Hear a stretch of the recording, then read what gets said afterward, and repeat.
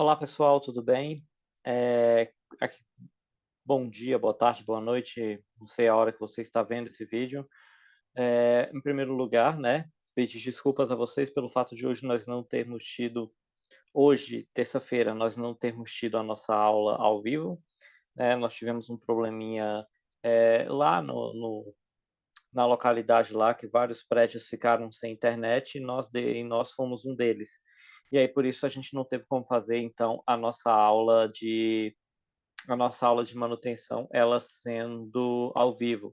Portanto, aí eu resolvi, então estou gravando essa aula aí para vocês assistirem ela gravada, tá bom? Para valer então, e ela vai valer como a nossa segunda aula de manutenção, tá bom? Bom, na semana passada nós fizemos uma apresentação do módulo, no qual eu expliquei para vocês como que funcionaria o nosso módulo, como que seria o nosso método de avaliação e tudo mais. Passei aquela tarefinha com 5 questões, né, que vocês responderam aí e tudo, assistiram a aula, viram as questões, e e agora novamente, agora a gente vai realmente dar um enfoque, então, no nosso módulo, certo? Vamos dar um enfoque maior aí no nosso módulo, vamos começar realmente a conhecer os princípios de manutenção, os princípios mesmo de manutenção de computadores, certo? Bom, e hoje a gente vai começar com isso, como é que a gente vai começar? A gente vai começar com uma aula falando sobre hardware, ou seja, a gente vai hoje começar a conhecer as peças de um computador, os componentes físicos de um computador, que realmente é muito importante que a gente tenha esse conhecimento. Eu falei na semana passada para vocês a importância da gente ter o conhecimento sobre essas peças, primeiro, para a gente saber fazer um diagnóstico seguro, e segundo, né, porque esse tipo de profissional ele está em falta no mercado. É muito importante que vocês tenham esse conhecimento, porque isso diferencia vocês no mercado, ajuda a vocês a se destacarem quando vocês entrarem aí no estágio, na área de manutenção, ou até mesmo no mercado de trabalho numa área de manutenção, ok? Bom, vou compartilhar aqui a minha tela com vocês. Vai aparecer aí o slide aí, certo? O slide que está aparecendo então, então a gente vai começar então a nossa aula 2, que é a nossa aula de hardware, tá bom? Que a gente vai realmente conhecer a fundo cada uma das peças do computador e tudo mais, tá bom? Bom, primeira coisa a gente precisa conhecer qual que é o conceito de hardware, certo? Então, qual que seria o conceito mais correto da gente definir a palavra hardware? O conceito mais correto é o quê? É basicamente todos os componentes físicos que tem num computador, ou seja, literalmente falando de um modo bem mais prático, tudo que é peça que a gente tem no computador formam o hardware, ou seja, é o conjunto de peças internas e externas que fazem determinada função para fazer o computador executar os comandos solicitados pelo usuário. Ou seja, quando eu executo algum comando lá no teclado e tudo mais, né, no mouse, que eu peço para o computador fazer determinada função, todo o conjunto do hardware, certo, vai agir em conjunto, porque as peças elas são complementares, uma complementa a ação da outra, e a partir daí, tudo isso vai ser executado pelo hardware, entendeu? O hardware, claro, tem as instruções que são recebidas pelo software, semana que vem nós vamos ter a aula sobre software, mas quem faz realmente a parte e tudo mais é o hardware que vai executar todas as funções no computador, tá bom? Ou seja, é como se fosse o corpo da máquina. Se de um lado a gente fala que o software é a alma de um computador, o hardware é o corpo. É onde a gente tem as diversas peças que elas trabalham em conjunto, né, para executar todo o sistema operacional, todas as aplicações que elas são necessárias, tá bom? Bom, e aí a importância da gente conhecer. O profissional que faz a manutenção de computadores, ele precisa ter esse conhecimento para se destacar, né? Porque assim ele consegue fazer um diagnóstico seguro. Vocês lembram que eu falei na semana passada que isso evita, por exemplo, muito tipo de prejuízo, porque, por exemplo, você pega um computador que ele está apresentando algum tipo de defeito, se você não souber fazer esse diagnóstico, você pode acabar indo em outra peça, você não resolve o problema, pode até criar outra. Então, aí, de uma peça, você pode ter duas peças danificadas. E aí o problema fica mais difícil e mais caro de resolver. Então, por isso que é importante a gente conhecer essas peças a fundo, a gente ter realmente esse conhecimento, certo? Então, a partir de agora, a gente vai fazer aí uma viagem, a gente vai conhecer literalmente todos os componentes básicos de um computador, né? O que cada um faz, a importância do funcionamento, né? Por que que esse é importante, o que que ele faz, como fazer uma detecção de uma forma eficiente de cada peça, entendeu? E aí eu vou apresentar para vocês os componentes e as suas funções. Como vocês são da aula online, ou quem é da aula presencial e está repondo porque faltou, eu não posso apresentar as peças físicas aqui para vocês tocarem, né? Somente isso, só mesmo o pessoal do presencial. Mas eu vou tentar explicar ao máximo possível para que fique bem entendido aí para vocês cada peça, tá bom? Bom, a gente vai começar com essa daqui que é a placa-mãe. A placa-mãe, o próprio nome já diz, né? É a principal placa do computador e é onde todos os componentes são conectados. É uma placa feita de silício, certo? E eu tenho milhares de terminações e circuitos eletrônicos que vão definir o processamento, o armazenamento, a conexão com os dispositivos periféricos, certo? Então, todas essas marquinhas, se vocês virarem uma placa-mãe de costas, e colocarem contra a luz, vocês vão ver que você tem milhares de circuitos integrados elétricos ali que fazem essa condução de um elemento até outro, certo? E aqui, na parte de cima, na parte que é visível da placa-mãe, que todo mundo vê, como vocês estão vendo na minha setinha do mouse aqui, é onde ficam as conexões dos mais diversos periféricos, né? Então, eu vou mostrar um pouco dessas conexões, certo? Estou utilizando, pelo menos aqui na foto, um modelo de placa-mãe mais atual, certo? Mas vocês vão se deparar também com hardware antigo, mas se vocês aprenderem sobre o atual, o antigo vocês vão tirar de letra, entendeu? Então, aqui vocês estão vendo é uma placa-mãe de um modelo mais atual, no qual eu tenho aqui um processador de uma geração mais nova, eu tenho aqui embaixo um slot NVMe, né? Então é uma placa que realmente que ela é mais atualizada, mas aprendendo essa, vocês aprendem a placa atual também, tá bom? Então elas podem ter diversas conexões, que podem ser divididas em duas categorias. As conexões internas, que elas ficam por dentro do gabinete, ou seja, aquelas que a gente não consegue ver, aquelas que a gente só visualiza é, quando a gente abre o computador para algum reparo ou para alguma manutenção preventiva. E aí a gente tem como exemplo aqui a conexão SATA, que fica aqui embaixo, por exemplo, nessa foto aqui, né, onde se conectam os discos. A conexão NVMe, que é essa daqui que eu mostrei para vocês, que não é toda a placa que tem, somente as mais novas. A conexão PCI Express, que é onde você vai colocar aqui uma placa de vídeo, né? As conexões da fonte de energia, porque para tudo isso aqui funcionar é necessário o quê? Energia elétrica, né? E eu tenho também as conexões externas, que são essas daqui que vocês conseguem ver atrás do gabinete, que é acessível para todo mundo, ou seja, as portas de áudio, as portas USB, o conector de rede, né? A porta HDMI, entre outros que você pode verificar aí, tá bom? Aqui eu peguei um diagrama, peguei um diagrama de uma placa-mãe aqui para mostrar para vocês, certo? E aqui a gente pode ver alguns componentes da placa-mãe, certo? Aqui é uma visão mais geral e tudo mais, mas vamos pegar aqui uma visão mais próxima. Olha só, aqui no meio, como vocês podem ver, vamos ampliar aqui no meio eu tenho o quê? O soquete do processador, que é onde vai ficar o processador, propriamente dito, que é a peça que vai comandar todo o processamento, todo o cálculo de algoritmos, todas as funções que são executadas pelo computador. E aqui no socket a gente tem que ter um certo cuidado, por quê? Porque nem todas as placas-mães são iguais, nem todos os processadores são iguais. E aí, conforme vão passando os anos, vão surgindo novos sockets diferentes. Então, por exemplo, um socket LGA 1050, ele não vai encaixar, por exemplo, nessa placa-mãe que é o 1200, certo? Ah, professor, mas parecido não funciona quando a gente fala de hardware. A gente tem que trabalhar com componentes que sejam totalmente compatíveis. Então, por exemplo, quando você vai comprar uma placa-mãe para montar um computador ou quando você vai fazer um reparo, ter que trocar o processador de uma máquina, você tem que se atentar qual que é o socket dessa placa-mãe para que você não adquira um processador errado. Porque se você adquirir um processador errado, ele nem sequer vai encaixar, nem sequer vai funcionar. E se você forçar, você pode danificar a sua placa ou danificar até mesmo o processador. Então a gente tem que ter muito cuidado nisso daqui. E aí existe até uma diferenciação do seguinte: quando a gente trata de uma placa-mãe para processador Intel, os pinos eles ficam aqui na placa-mãe. Quando a gente fala de AMD, é o inverso. Os pinos ficam no processador e aqui eu tenho os buraquinhos onde são encaixados os pinos do processador, entendeu? Então a gente tem toda essa diferenciação. Então cuidado quando vocês forem verificar essa questão de soquete, tanto do processador quanto da placa-mãe. Aqui em cima eu tenho aqui a conexão da fonte, que é uma conexão aqui que ela pode ter 20 ou 24 pinos, depende da placa-mãe. Aqui vem a conexão de 5 volts da fonte, né, que é onde vai dar boa parte da energia da placa-mãe. Aqui eu tenho a conexão SATA que é onde vão se conectar os SSDs ou os HDs dessa máquina.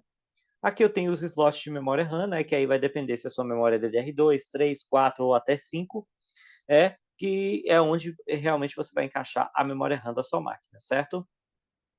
Isso aqui é para as placas-mães mais novas, certo? O slot NVMe. Vou explicar lá na frente, quando a gente chegar em SSD, o que que é a conexão NVMe, certo? E aqui eu tenho a conexão PCI Express, que é uma conexão para placa de vídeo, tá bom? Aqui isso a PCI Express grande. Eu tenho aqui uma PCI Express de 1x, que ela serve para você conectar principalmente placas de rede sem fio, que são menores, entendeu?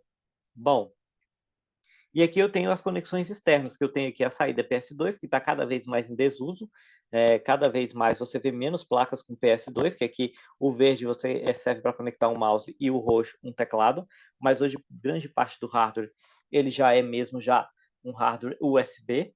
Eu tenho aqui as saídas de vídeo, ou seja, aqui só nessa placa-mãe que eu usei de exemplo, eu tenho 3 saídas de vídeo. Eu tenho uma VGA, que durante muito tempo foi a mais comum, mas agora ela tem sido substituída bastante pela saída HDMI. Lembrando que a saída VGA, ela é uma saída analógica, ou seja, se eu for transmitir isso aqui para uma tela, para um projetor, para uma TV, aqui eu só tenho transmissão, eu tenho uma limitação de resolução e eu tenho aqui uma conexão unicamente analógica, ou seja, eu não vou conseguir transferir áudio aqui, ele só vai sair apenas vídeo. Enquanto que a HDMI, eu tenho uma resolução bem maior, então aqui eu posso chegar em resoluções como 4K, como 6K, como 8K, igual a gente vê alguns monitores bem caros aí. E essa aqui, a saída DisplayPort, ela também é uma saída digital, só que ela é uma saída um pouco mais rara da gente ver. A gente vê ela muito em computadores que são voltados para o uso corporativo, principalmente workstations. Ela também é uma saída digital, ela funciona também como HDMI, tem algumas vantagens, parece que a rapidez de transmissão é maior, principalmente em monitores de alta resolução e com muita gama de cores, então por isso que ela é muito usada no mercado profissional. Para jogos, a galera ainda prefere o HDMI por ele ser mais prático e mais barato. Eu tenho as portas USB e aqui vamos se atentar a uma coisa, ó, porta USB. Quando ela é 2.0, ela vai ter o pino dela na cor preta. Quando ela for 3.0, ela vai ter o pino na cor azul claro. E eu posso ter ainda outras cores. Um azul mais clarinho é o USB 3.1 e por aí vai, né? Enfim.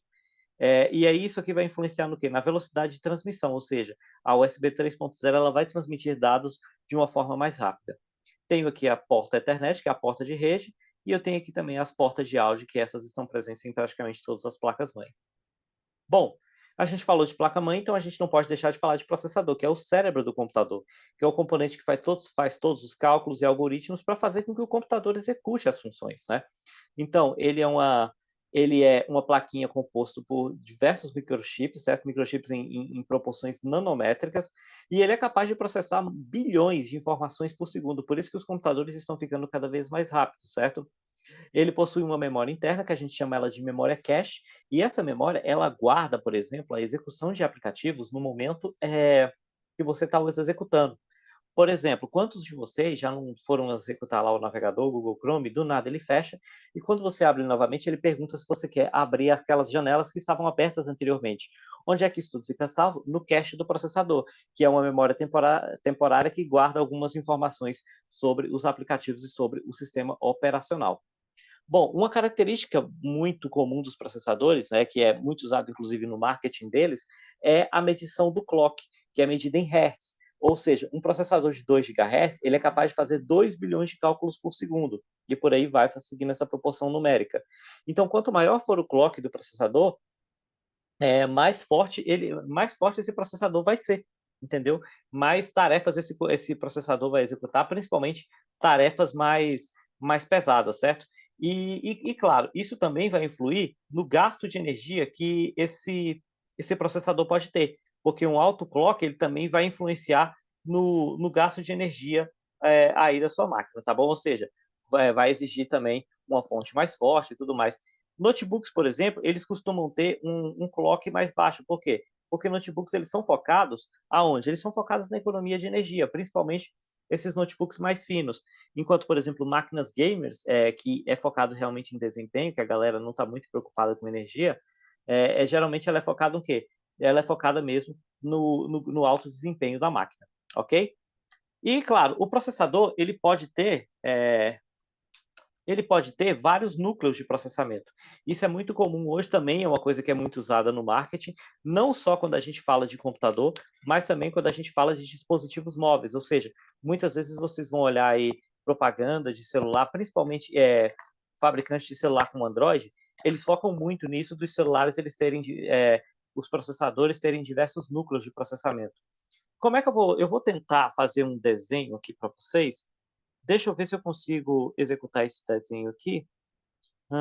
Vou fazer aqui um desenho para demonstrar para vocês um pouco como é que funciona essa questão do núcleo de processamento. Deixa eu ver se eu consigo fazer aqui uma demonstração. Eu não sou muito bom em desenho, né? Deixa eu ver se eu consigo aqui compartilhar essa outra tela. Vamos lá. Vamos lá, abrir aqui uma tela em branco. Eu vou tentar aqui fazer um desenho. Vamos supor que isso aqui seja um processador, certo? É um processador aqui e eu vou falar que esse processador, ele é um processador de 3 GHz. Um processador até rápido, certo? Só que esse processador aqui, ele é um dual core. Então, o que eu tenho aqui? Eu não tenho apenas um núcleo de processamento, eu tenho 2 núcleos. E esses 2 núcleos, eles vão rodar a 3 GHz. Não é que um vai rodar a 1,5 e nos computadores geralmente acontece isso, entendeu? Eu tenho geralmente os 2 processadores rodando a 3 GHz. E isso, vamos supor, por exemplo, não, professor, vamos dar um exemplo aqui então, um exemplo mais dinâmico. Vamos lá, vamos supor, por exemplo, que esse aqui seja um processador mais fraquinho, um processador de notebook. Vamos supor que ele seja um processador de 1,5 GHz. É muito comum isso, você vê processadores com esse núcleo mais baixo. Então, professor, então quer dizer que esse processador aqui, com 2 núcleos de 1,5 GHz, ele vai ser mais fraco do que um processador de um núcleo só, com 3 GHz? Não, não vai ser, certo? O núcleo de processamento, ele aumenta bastante, não se faz essa proporção de um núcleo só com 2 núcleos, entendeu? Por quê? Porque eles vão trabalhar com força total o tempo inteiro. Então não existe essa equivalência. Quanto mais núcleos o processador tiver, mais ele consegue direcionar de forma correta como serão executadas as atividades, como ele vai gerenciar principalmente a energia dele. Sabe uma coisa interessante? Outra coisa que eu vou dar um exemplo para vocês é o seguinte. Vamos lá, eu vou apagar todo esse desenho aqui e vou fazer o seguinte, ó, vou trazer aqui uma coisa interessante para vocês. Eu vou apagar logo tudo aqui. Vou apagar logo tudo. Pronto. Eu vou fazer o seguinte, vamos supor que isso aqui seja um processador de um smartphone. E aí o fabricante informou que esse processador de smartphone, ele é octa-core. Ele tem 8 núcleos. Então, vou fazer 8 quadradinhos aqui para simular os núcleos. Só que aí o que acontece? Olha só o que os fabricantes eles fazem. Eles redirecionam 4 núcleos para quê? Para desempenho. E os outros 4 núcleos eles fazem para quê? Economia de energia. Justamente esse é o grande boom de você ter um processador com vários núcleos, porque você consegue gerenciar melhor onde cada núcleo vai trabalhar, e assim você consegue ter um desempenho melhor da máquina. Tem um outro exemplo aqui, que é um processador da Samsung, que ele vem em algumas máquinas, que é o seguinte, é um notebook da Samsung que ele vem com um processador pentacore. Eu tenho 5 núcleos nele. Sabe o que a Samsung fez? Ela colocou 4 núcleos para economia de energia. E colocou esse núcleo aqui para desempenho. Só que esse núcleo aqui, ele é muito forte. Ele tem um desempenho espetacular. Então, quando a máquina está ligada na tomada, ela tem um desempenho muito bom. E quando ela está fora, ele utiliza somente esses outros 4 núcleos aqui, e a máquina ela consegue ficar 10, 12 horas longe da tomada. Por isso que é importante a gente ver essa questão de como funciona aí os processadores que têm vários núcleos de processamento. É muito interessante a gente ver isso, como é que isso funciona, como é que isso está cada vez mais evidente para a gente hoje, tá bom? Bom, e aí tem algumas outras funcionalidades que a gente consegue ver nos processadores, que é o quê?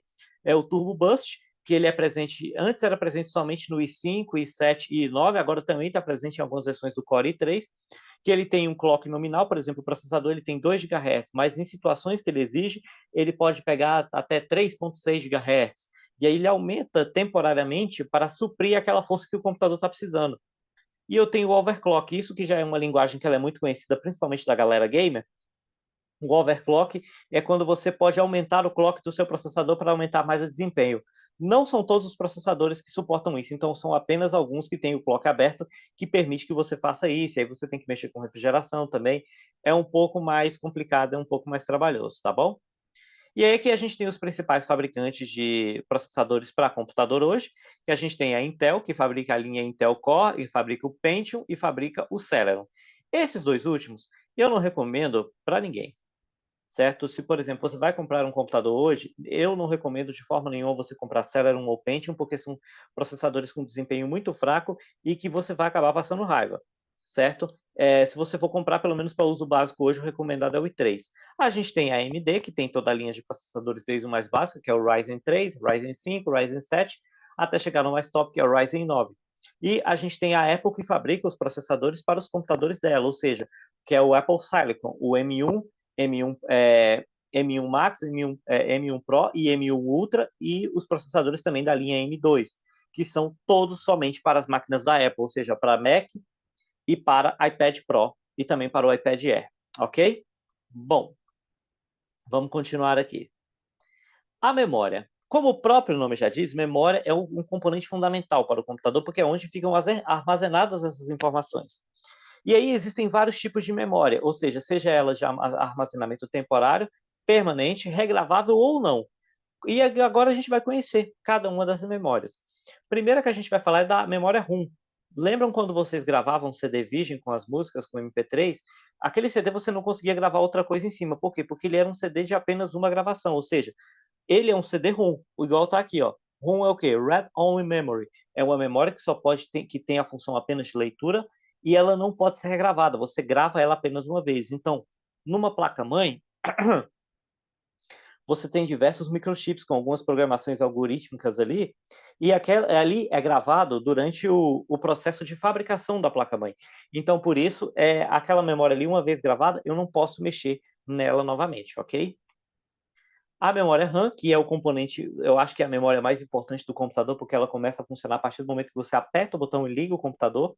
Ela armazena todos os dados dos sistemas operacionais, dos programas e durante a execução dos mesmos. Ela começa. Quanto mais memória um computador tem, o que é que vai acontecer? Mais atividades o computador consegue executar ao mesmo tempo. Então, por isso que é importante, por exemplo, a galera que joga, a galera que mexe com arquitetura, que mexe com softwares pesados, os computadores eles sempre têm bastante memória RAM. Hoje é praticamente um consenso que as máquinas, os computadores até normais, eles já vêm com 8 GB de RAM, porque é o ideal que rode o Windows 11 hoje, que rode os aplicativos sem ele engasgar, mas a gente tem máquina com menos, a gente tem celulares que tem mais do que isso, né? Justamente porque para você ter esse desempenho com folga para poder executar todos os seus aplicativos, certo? E aqui é uma coisa que é importante vocês que vão mexer com manutenção é que a memória ela tem um tamanho diferente, ela tem um form factor diferente de acordo com o dispositivo que você vai mexer. Por exemplo, se eu pegar aqui uma memória de desktop ou de servidor, ela tem um tamanho X, esse pente de memória que vocês já devem ter visto. Só que quando a gente trata de um notebook ou de um computadorzinho pequenininho, essa memória ela é menor, ela tem metade do tamanho. Então é muito importante a gente já conhecer um pouco do hardware do computador que a gente vai manipular para a gente acabar não comprando a memória errada, tá bom? E a gente tem também a memória que ela é on-board, ou seja, que ela já é integrada na placa-mãe. Isso é muito comum em notebooks ultra finos, principalmente os notebooks da Apple. Eu falo como exemplo, eu tenho hoje um MacBook Pro e o meu MacBook Pro ele tem a memória completamente on-board, ou seja, eu não tenho um pente de memória, já é tudo soldado na placa-mãe. E outra coisa que a gente tem que se atentar na memória também é o quê? É o barramento dela, porque hoje a gente tem memória, o mais comum hoje é a memória DDR4. Algumas máquinas já estão até no DDR5, mas a gente tem algumas mais antigas que estão no DDR3, DDR2. Então, o encaixe delas é diferente, a frequência é diferente, então a gente tem que se atentar a isso, verificar qual que é a frequência da memória na placa-mãe e verificar se lá no pente de memória isso bate para a gente acabar não tendo risco de colocar uma memória incorreta e acabar danificando o computador, até porque ela nem vai encaixar, tá bom? Bom, vamos falar aqui do SSD. O SSD, que é a sigla de Solid State Drive, ou seja, disco de estado sólido. Eu acho até um pouco dúbia essa definição, sabe? Porque a gente nunca teve nenhum disco de estado líquido, nem gasoso, enfim. Ele é um disco de armazenamento permanente. Por quê? Se a gente voltar aqui, a memória RAM, ela armazena as informações, mas é uma informação volátil, ou seja, toda vez que eu desligo a máquina, essas informações elas são apagadas. Aqui não. É onde eu armazeno o meu sistema operacional, minhas músicas, meus vídeos, todos os arquivos, os documentos que eu tenho no meu computador. O SSD ele se tornou muito popular nos últimos anos. Eu acho que eu tenho até um aqui. Eu tenho um aqui do meu lado aqui. Tenho? Você tem, professor? Eu devo ter. Tenho. Tenho aqui. Não estou gravando na Enet neste momento, né? Mas eu trouxe aqui. Eu tenho aqui uma peça minha para mostrar para vocês. Né? Se eu conseguir aqui abrir a caixinha onde ele está. Ah, consegui. Vou mostrar aqui para vocês. Isso aqui é um SSD. Aqui, ó. Isso aqui é um SSD. É um disco, ele é bem levinho, sabe? Ele substituiu o HD nos últimos anos, certo? Aqui vocês estão vendo, certo? Esse aqui é um SSD de 250 GB, tá bom? Não sei se deu para focar muito bem, mas só para exemplificar aí para vocês, tá bom? Bom, e aí ele substituiu o HD nos últimos anos com bastante eficiência, principalmente pelo fato de você não ter... O HD, ele tinha peças móveis, né? O HD, eu vou mostrar para vocês como é que ele funciona. O SSD, ele é bem mais leve, ele é bem mais prático. Por quê? Porque ele funciona com chips. É igual a memória RAM, você tem chips eletrônicos que eles armazenam as informações. E aí, por exemplo, o SSD, ele barateou bastante o preço, ele é mais eficiente, ele esquenta menos, ele é mais leve, ele é mais resistente, principalmente a pancadas e a vibrações. Se você pegar um notebook com HD e fizer isso aqui, ó, balançar ele, em alguns minutos ele vai começar a travar, certo? Por quê? Porque o HD, ele realmente ele tem partes móveis e ele não aguenta muito movimento. Então o SSD ele já tem bastante eficiência, é só você pegar na inicialização. Se você pegar dois computadores iguais, um com SSD e um com HD, esse daqui ele vai iniciar mas muito mais rápido, muito mais rápido. A diferença é monstra na inicialização, certo? Por isso que tem muita gente que até tem notebook com HD e acaba trocando, então, por SSD. Aqui eu tenho os diversos tipos de SSD. Eu tenho o SATA, igual esse que eu acabei de mostrar para vocês aqui na câmera. Eu tenho esse aqui, o mini SATA, que ele é pequenininho, é muito usado em computadores pequenos, mas ele está cada vez mais raro, porque ele é pouco eficiente, ele tem baixa capacidade, certo? Eu tenho aqui o NVMe, que esse aqui é o SSD que explodiu nos últimos anos. Notebook gamer, os notebooks mais comuns, mais fininhos, todos vêm com SSD NVMe, que ele parece um pente de memória, ele é mais ou menos deste tamanho assim, e ele é muito mais rápido que um SSD SATA. Por quê? Porque ele é conectado diretamente na placa-mãe. Eu não tenho um cabo fazendo ligação. Ele já vai direto na placa-mãe, então a conexão é mais direta, ele é bem mais rápido, certo? E ele também barateou bastante. Tem muita gente que faz HD externo com SSD NVMe. O case fica desse tamanho aqui, você consegue carregar no bolso. Até melhor do que um pendrive. Eu tenho o SATA M2, que ele parece muito com o NVMe. A diferença são só nas ranhuras aqui, ó. Nos trastes aqui, ó, ele tem duas ranhuras, enquanto o NVMe só tem um. Então, cuidado para não se confundir na hora que você for colocar um SSD, porque tem alguns notebooks que ele tem um encaixe NVMe e tem outros que tem um encaixe do SATA M2.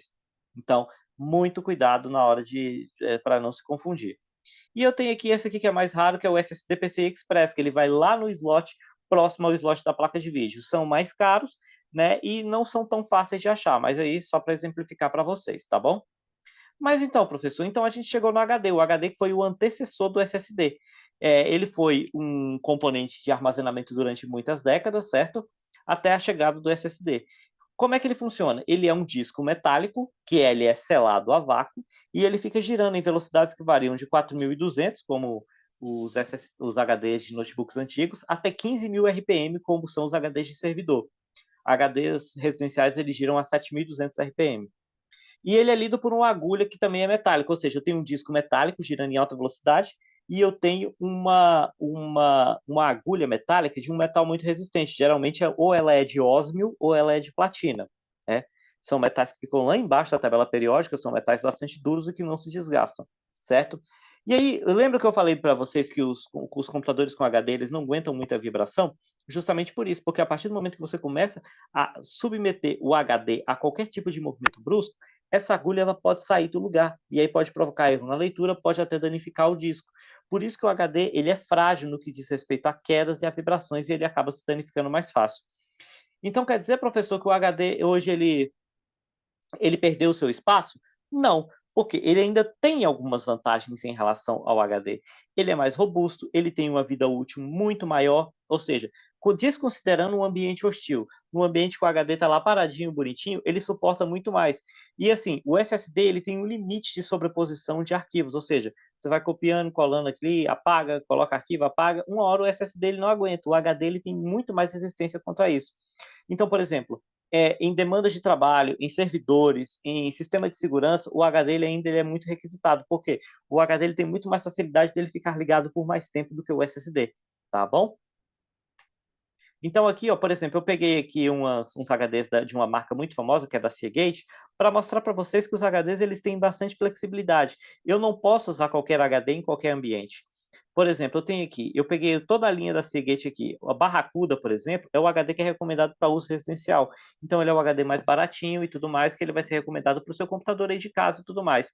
Mas, por exemplo, se eu já tenho um sistema de câmera de segurança que eu tenho que capturar muitas imagens e vídeo e esse computador tem que ficar ligado 24 horas por dia, eu já tenho que usar um HD apropriado para sistema de segurança, que é no caso o quê? Esse aqui que é o Skyhawk, que é um HD que ele é próprio realmente para sistemas de vigilância.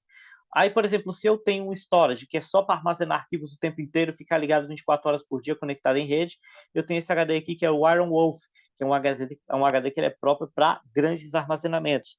Se eu tenho um servidor que ele precisa ficar ligado 24 horas por dia, 7 dias por semana, recebendo informações, armazenando sistemas, eu já tenho o Exos, que é um HD que ele é muito mais robusto. Professor, mas qual que é a diferença neles? É apenas a estrutura. Então, por exemplo, eu posso usar já que esse aqui é mais resistente, eu posso usar um Exos no meu computador de casa? Cara, poder você pode, basta você pagar. Porque os HDs de uso corporativo, eles são muito mais caros, entendeu? Se, por exemplo, um Barracuda desse daqui você paga cerca de R$ 250, um Exos desse aqui com a mesma capacidade você vai pagar quase 1.000, entendeu? Porque ele é muito específico, ele tem uma utilização muito específica. Então, por isso que você tem esses HDs de acordo com cada atividade que você vai desempenhar. E aqui, muito dificilmente você encontra SSD. Muito dificilmente você vai encontrar um SSD num storage. Até encontra, mas o preço é inviável. E aí você tem também o HD externo que todo mundo conhece, que você pode transportar ele para qualquer lugar e você conecta ele através de uma porta USB, né? Nesse caso aqui, vocês estão vendo aqui que ele não é USB, ele é um HD que ele se conecta numa porta Thunderbolt. Então você tem muitas variáveis, o HD externo, muitas variáveis de conexão. E a memória flash, que é o que todo mundo conhece, eu acho que eu tinha até um aqui no meu bolso, um pendrive. Todo mundo conhece pendrive, cartão de memória, armazenamento aí de celular. É uma memória que você pode retirar do seu computador com ele ainda ainda ligado, certo? Geralmente é uma memória que ela funciona pela porta USB. Existem alguns casos de memórias que eu vou voltar aqui, ó. Você tem aqui se você pegar um SSD externo que ele liga através da porta Thunderbolt, através de uma porta FireWire, mas geralmente 99% das memórias flash você usa ela através da porta USB. Essa daqui é só para exemplificar mesmo, tá bom? Bom, e para tudo isso funcionar, o que que eu preciso? Eu preciso de uma fonte de energia. Essa fonte de energia ela vai gerenciar a energia que cada componente vai receber, tá bom? E aí essa fonte ela pode ser tanto bivolt quanto chaveada. Muito cuidado nessa hora. A gente tem muito problema em manutenção de computador com fonte. Por quê? Principalmente fonte bivolt.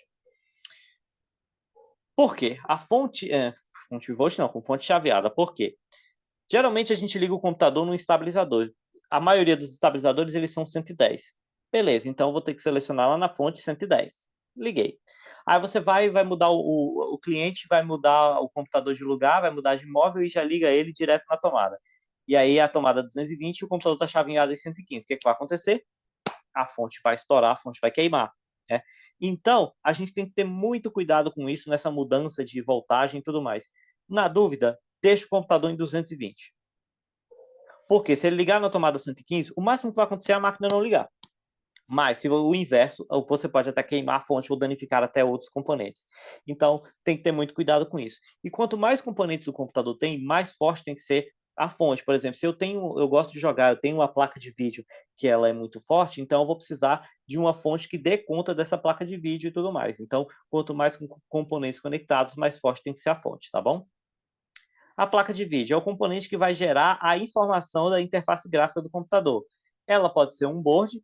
Um board é quando ela já é integrada à placa-mãe. E hoje, geralmente, as placas elas vêm integradas aonde? Lá no processador, né? Mas se o usuário ele quiser mais desempenho, ou seja, para jogos, para arquitetura, para trabalho pesado e tudo mais, ele pode optar por um modelo off-board, no qual ele vai colocar lá no slot PCI Express da placa-mãe, né? E aí tem que lembrar se o gabinete cabe à fonte e também lembrar a energia, a fonte que vai ser necessária para suprir toda essa potência aí de uma placa de vídeo, tá bom? O gabinete. O gabinete é o seguinte, todas essas peças elas precisam ficar armazenadas em um lugar. Gente, gabinete não é CPU, tá? CPU é o processador. E esses são onde esses componentes eles vão ficar dispostos e montados.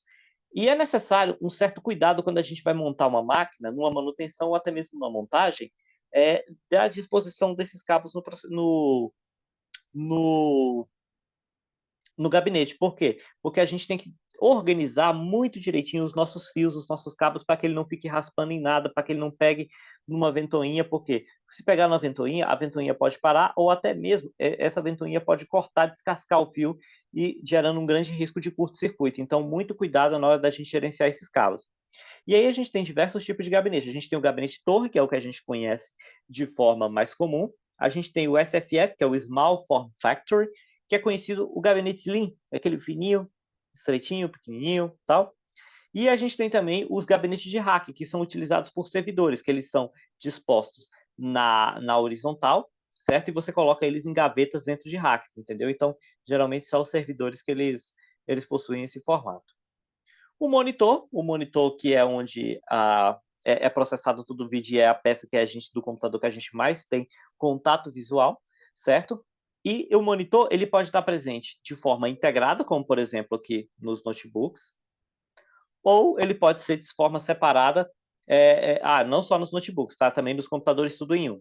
Ou ele pode ser integrada também, pode ser separado também, no caso, nos desktops, que no caso ele é conectado através de um cabo, certo? E aí existem diversos tipos, os monitores de uso doméstico, que é esses mais comuns que a gente conhece, tem os monitores gamer, que eles têm uma alta taxa de atualização, para a galera que tem muita imagem saindo ao mesmo tempo, então ele tem que ter uma alta taxa de atualização. Os monitores voltados ao uso profissional, que são os monitores que eles têm uma alta gama de cores, eles têm uma riqueza de detalhes, uma resolução muito alta, certo? E ele pode se conectar à placa-mãe por diversas formas. Vocês lembram que eu falei lá na placa-mãe sobre os diferentes tipos de modelos de conexão? Então, eu tenho o VGA, eu tenho o DVI, que também já está caindo em desuso já, né?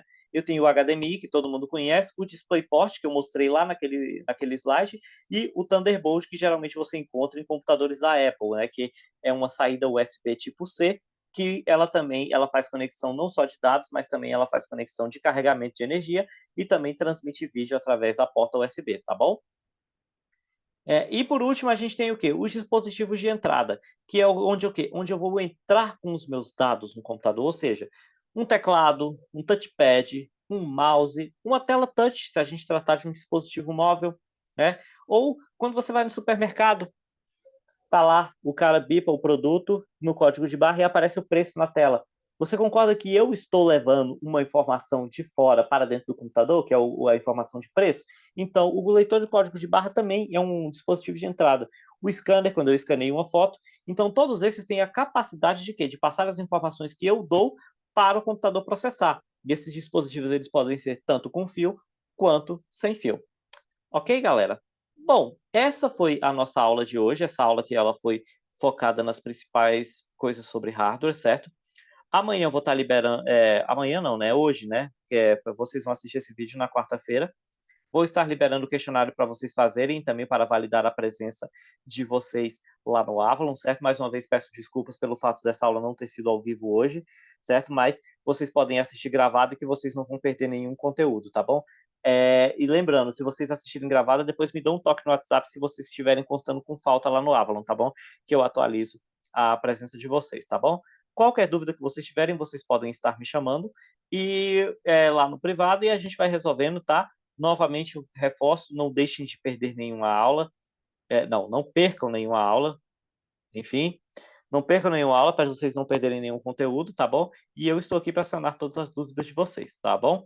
E é isso aí, galera. Um abraço e até a próxima aula, tá bom? Tchau, tchau.